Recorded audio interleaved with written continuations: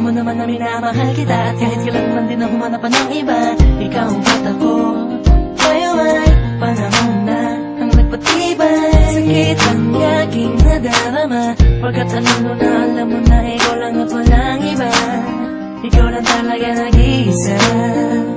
Kaya di mo man sabihin sa'kin at paulit-ulit mo mang ibilin. Alam ko ba dapat huwag na magkalamat, ang relasyon natin di malalapan. At minsan ang iyong pagdududa ay nakakawan ng gana.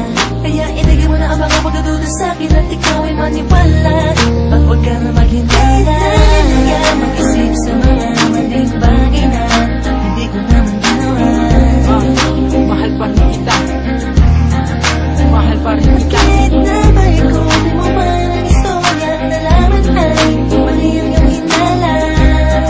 Mali ang iyong hinala, mali ang iyong hinala. Bakit ang dami mo dahilan, ang dami mo paraan na ako'y pagbintangan na meron iba na kasintahan? Ngunit paano mo nasabi, wala ka namang ebidensya? Pwede ba itagil mo na lang pagkat wala ka namang proof?